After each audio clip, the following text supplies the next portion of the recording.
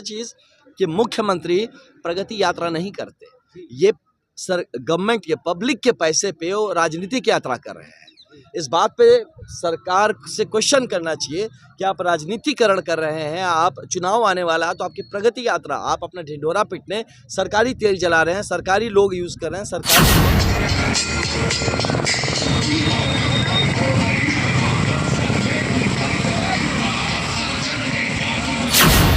आनंद मिश्रा जी आ चुके हैं जो जन स्वराज पार्टी से। कहाँ से यात्रा निकल रही है ब्रह्मपुर का? जी, ये अभी हम लोग यहीं ब्रह्मपुर में शिवशंकर उत्सव पैलेस में है और यहाँ से यात्रा निकलेगी और आज हम लोग जगदीशपुर तक जाएंगे, चरपोखरी तक पहुँचेंगे और आज की यात्रा करीब 80 किलोमीटर के आसपास तक की यात्रा रहेगी।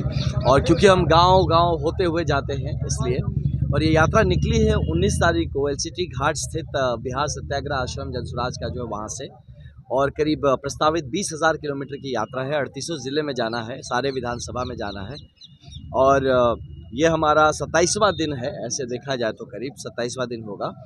और इसमें हम करीब 100 मोटरसाइकिलिस्ट निकले हैं और ये कहते हैं इसको जन स्वराज युवा संघर्ष यात्रा इसलिए कहा जा रहा है कि पूरे बिहार ही, आप किसी भी परिप्रेक्ष्य में देख लीजिए, बिहार एक खुद संघर्ष में फंसा हुआ है। तो इस संघर्ष का वार्ता और संवाद ज़मीन तक पहुंच सके, लोग समझ सके कि ये दुर्गति क्यों है।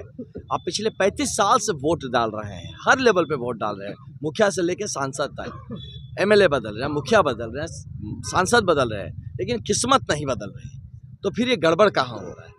यही बात समझने और समझाने के लिए उन तक पहुंच रहे हैं। ज़मीन की बात भी पकड़ना चाहते हैं, समझना चाहते हैं, और उस बात को हम लोग जब जनसुराज पार्टी 243 सीट पे चुनाव लड़ेगी तो ये जो ज़मीन से निकला हुआ यथार्थ रहेगा, जो सच रहेगा, उसके ऊपर हमारा मैनिफेस्टो और हमारा कार्यक्रम निर्धारित करेगा। और इसको समझिए तो जो प्रशांत किशोर जी ने 2022 के 2 अक्टूबर से जो भितरहवा आश्रम से चंपारण से अपना पदयात्रा शुरुआत किया था, तो ये कहीं ना कहीं उसी का एक श्रृंखला है कि जिससे ये अब मोटरसाइकिल यात्रा में है। प्रशांत जी इसके पीछे फिर वो भी इस क्षेत्र में उनके पदयात्रा होगा और उससे रिलेटेड कार्यक्रम होगा। आनंद मिश्रा जी, एक तरफ आप यात्रा पर निकले हुए, एक तरफ नीतीश कुमार जी आ रहे हैं, सूबे के बक्सर में आ रहे हैं, प्रगति यात्रा पे सूबे के मुख्यमंत्री नीतीश कुमार जी आ रहे हैं और नीतीश कुमार के आगमन से पूरे रोड को भी चौक चौबंद किया जा रहा है, क्या करिएगा? जी बिल्कुल, अब सुनिए, रातों रात रोड बन जा रहा है। सोचिए नहीं, आप सोचिए कि एक मुख्यमंत्री कितना पावरफुल हो सकता है ना? यानी एक मुख्यमंत्री अगर एक दिन आता आपका रोड बन जाए तो 5 साल ये मुख्यमंत्री कर क्या रहे थे? ये जनता को पूछना है सवाल कि भैया अगर आप चाहते तो रोड तो बन सकता है, मतलब आपके आने से बन सकता है, तो फिर आप क्यों नहीं आए? आप क्यों नहीं वो हर काम करवा रहे हैं? मतलब काम तो हो सकता है, फिर आप करवा, मतलब आपका कहीं ना कहीं जो आपके अंदर शायद वो सेवा भाव नहीं है। ये हो क्या रहा है? इस बार में लोगों को क्वेश्चन करना चाहिए। और दूसरा चीज़ कि मुख्यमंत्री प्रगति यात्रा नहीं करते, ये गवर्नमेंट के पब्लिक के पैसे पे वो राजनीतिक यात्रा कर रहे हैं। इस बात पे सरकार से क्वेश्चन करना चाहिए कि आप राजनीतिकरण कर रहे हैं, आप चुनाव आने वाला है तो आपकी प्रगति यात्रा, आप अपना ढिंढोरा पीटने सरकारी तेल जला रहे हैं, सरकारी लोग यूज़ कर रहे हैं, सरकारी वक्त को आप वेस्ट कर रहे हैं। तो ये सरासर ये अनैतिक काम कर रहे हैं माननीय मुख्यमंत्री जी। और तीसरा बात और बताएं, मान लीजिए कर भी रहे हैं, चलिए आ भी रहे हैं, तो आप यहाँ से रिव्यू मीटिंग बैठा सकते थे। आप यहाँ से जितने भी स्कीम्स है, सरकारी स्कीम्स है, प्रोजेक्ट्स है, प्रोग्राम्स है, आप एसपीडीएम को बैठाइए, जितने भी यहाँ लाइन डिपार्टमेंट है, जितने भी डिपार्टमेंट्स हैं, उनके जो ज़िले में चीफ है उनको बिठाइए और आप वहाँ उनका रिव्यू करिए कि बताओ परफॉर्मेंस तुम्हारा कहाँ रहा, क्या था तुम्हारा टारगेट, कितना काम हुआ, नहीं हुआ तो क्यों नहीं हुआ, और उसका दोष को स्थापित करें, वहाँ पे उनको सज़ा मिले जो नहीं काम किया, और जिन्होंने काम किया उनको आप रिवॉर्ड भी करिए, उनको आप उत्साहित करिए।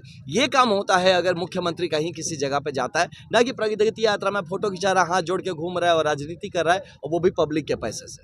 सर, आपका कहने का मतलब है कि नीतीश कुमार जी अगर आ रहे हैं तो नीतीश कुमार जी के आने की वजह से ये सब किया जा रहा है? नीतीश कुमार जी के आने की वजह से नहीं, राजनीतिक तौर पे किया जा रहा है।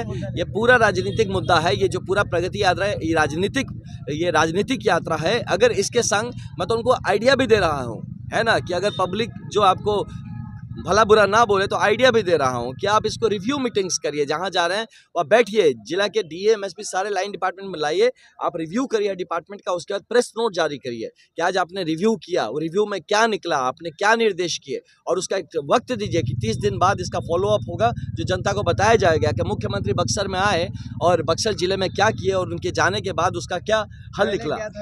यस, आज आप देख रहे हैं बक्सर में, आप जाइए हाईवे पे रोज एक्सीडेंट हो रहे गुरु, पिछले 43 दिन में मोर देन 60 करीब 60 एक्सीडेंट्स बताए जा रहे हैं। क्या मजाक बना के रखा है यार।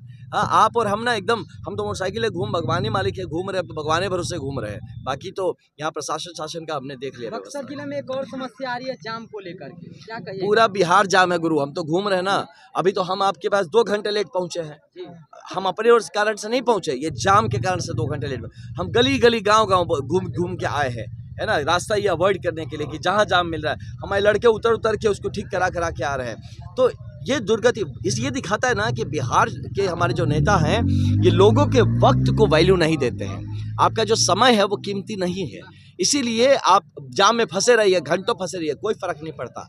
और दूसरा ये दिखाता है कि आप में वो कार्य क्षमता नहीं है कि आप ऐसे जाम को, और ये एक जाम रेगुलर कैसे रह सकता है।